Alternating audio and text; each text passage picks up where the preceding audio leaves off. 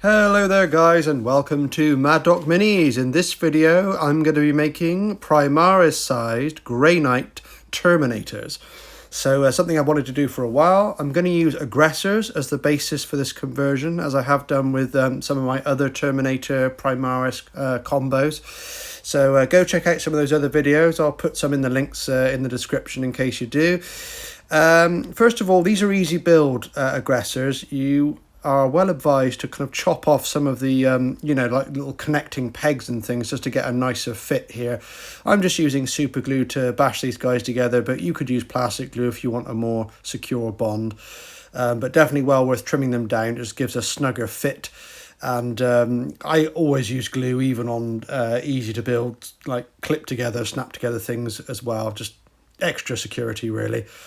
So just glue the torsos together as normal for the aggressors, let them dry, and then we need to kind of chop through the chest piece. This is a conversion I've done kind of several times before on YouTube, but I'm just showing you how I do it for Grey Knight Terminators.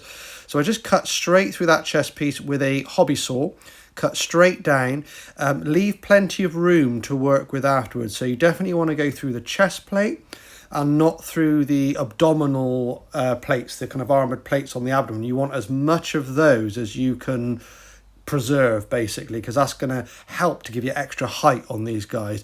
So so only through the chest plate, and you'll be left with, hopefully if you do it the way I'm saying, you'll be left with a kind of a chunk of chest plate still attached that you can kind of like snip around and tidy up afterwards. I've kept the footage in on the sawing here just to show you that it doesn't really take long to saw through them.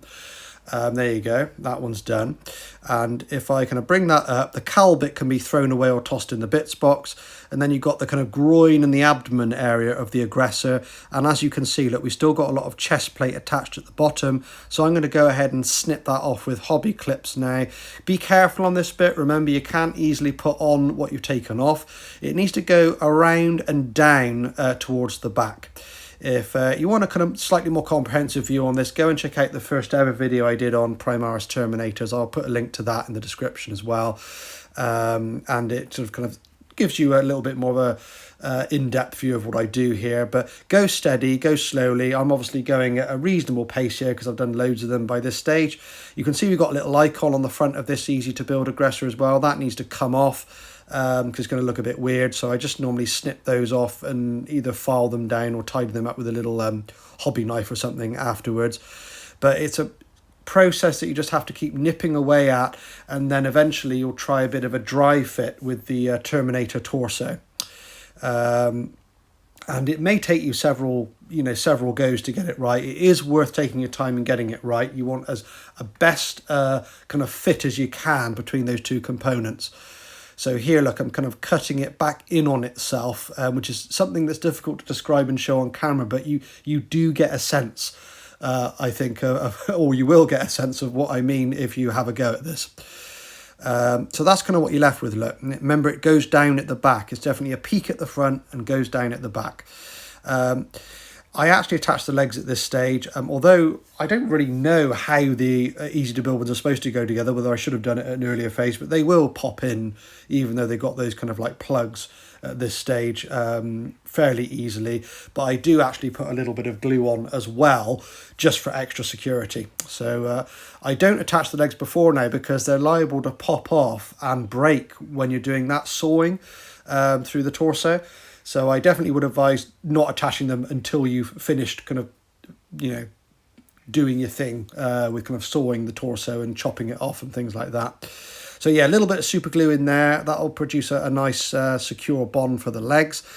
And if you're going to production line fashion, do them all like that and then go back to the first one before you start messing around with the torso. So here I'm just chopping off the components of the Grey Knight's Terminator torso, front and back, chest piece and back piece. They glue together as normal, so there's no conversion work at all there. They just go together as they're supposed to. And then it's a case of dry fitting and trying it on top. Do make sure you give it plenty of time to dry. I mean, on some of these videos that I do, I tend to race through it, and I don't give as much drying time as I would if I was doing, like, seriously doing my own kind of like personal project or something. But do give it plenty of drying time, because even with super glue and things like that, they're liable to spring apart when you're trying to kind of press the components together. So once again, go production line. If you're doing a squad of 5, go through each phase in turn on the 5 and come back to the beginning. So here I'm doing a dry fit. Not too bad a fit there. You can see that at the back that needs a little bit of work. So I'm just kind of like taking off just a little bit of extra at the back there, little bit by bit. Keep going back and forward. Don't take more than you want off. You've got to be a bit careful here. I mean, worst case scenario, you can always fudge it in with a little bit of green stuff or milliput or something. So, don't panic over it, but it is good to go slow. So we got quite a good fit there. So that's ready for gluing. Because we've done a rough kind of hack job on the kind of abdomen section there, it'll produce a nice bond for whatever glue you're using, really. All right, we just slot it on. You can hopefully appreciate with this footage here that you need that slope down at the back from the abdominal plates, because that's just how the Terminator torso is going to fit on there. So once again, plenty of drying time. You may even want to put a ball of milliput underneath as well for extra security. I don't tend to do that, but it is an idea, because super glue is quite brittle on its own. You can see here the purity seals actually cover up some of the scarring on those abdominal plates where I had to remove that totem thing. So a little bit of consideration to that goes a long way as well. Here, I'm just kind of showing you what I did with the boss or the sergeant. What is it called? Is it a Justicar or something? I can't remember what they're called in the Grey Knights, but I'm kind of attaching the loincloth, which comes as a separate component in the Grey Knights Terminators kit, which is great because you can modify it. It's not already attached to the legs. So I just do a bit of hacking and sawing and clipping around here just to get this kind of loincloth to fit nicely in the aggressor legs. I do have to hack off some parts of the aggressor kind of groin area as well to make that work nicely. Here, this is this torso. I'm just clipping off a little bit of this vent at the back. You'll find you have to do this from time to time to get a nice fit at the back. I don't think it disturbs the look too much, but once again, you may want to kind of fudge it over with some green stuff if it offends you. Here, I'm attaching a kind of skull that comes out of that Grey Knights kit. It just goes perfectly over that groin area and covers up some of the scarring where I had to kind of cut away parts of the groin to kind of fit the loincloth. So I just bend the horns out a little bit and it kind of fits in there really, really nicely. Look at that. Perfecto. So there you go. It looks like it's meant to be there, which it isn't, definitely not. But the arms go on as normal. Nothing special about arms and heads. They just go on as they're meant to onto the Terminator torso. Here, compared against a legacy Terminator, you can see we've gained a good head of height. Not as impressive as when you do kind of a regular Terminator kind of aggressor hybrid, because the Grey Knights aren't as bulky up top, but you still gain that height. Look at that. It's still a good height gain. And if we actually put that against a Primaris guy, a Primaris lieutenant here, look, you can see that they're around about the same kind of height, like head height wise, which is, what you're going to get. You're not going to get something massive, but you're going to get something okay.